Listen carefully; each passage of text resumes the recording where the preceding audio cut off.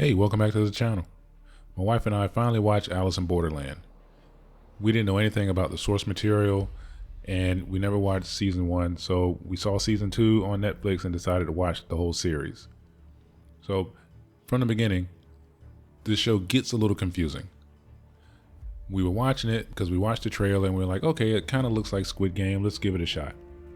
Well, without getting too much into the story because it would take a lot to explain, a group of people in Tokyo are basically transported to another version of Tokyo that's pretty desolate, and there are these random games going on.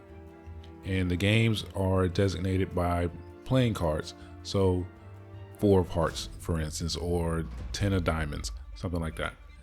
So for example, hearts games are emotional challenges. In the first episode, a group of people are thrown into a game where they have to escape a building or risk being burned alive.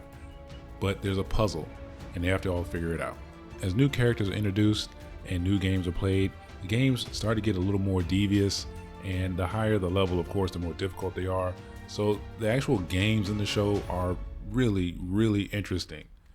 You really want to know how these people are going to figure out their way out of this game and how many people are going to die in this game, or if everyone has to die except for one winner. It just depends on what kind of game it is. And that really puts a lot of drama into the show. It really makes it interesting.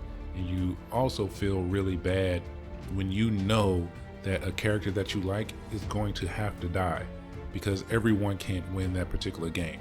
So yeah, the main character is probably safe, but many of the other main characters, there's no one safe in this show.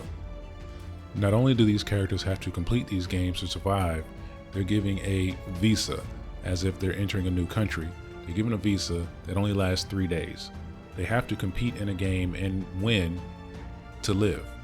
If not, a laser beam comes from space, and just no matter where you are, inside of a room, outside, doesn't matter, the laser beam will come right through your head and kill you once your visa runs out, or once you lose a game, if the game itself doesn't kill you.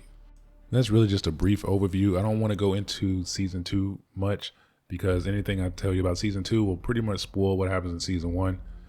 Just know that things get more complicated and many of your questions don't get answered, although there is a pretty happy ending. That's maybe the one drawback I would say from the show, is that it brings up so many questions. You have so many questions about what's actually going on that don't really get answered, but the ride along the way is really fun. It's really interesting. It's a really good show. You should probably check it out. So Alice in Borderland, yeah, I'd definitely give it a thumbs up. Thanks for watching. See you next time.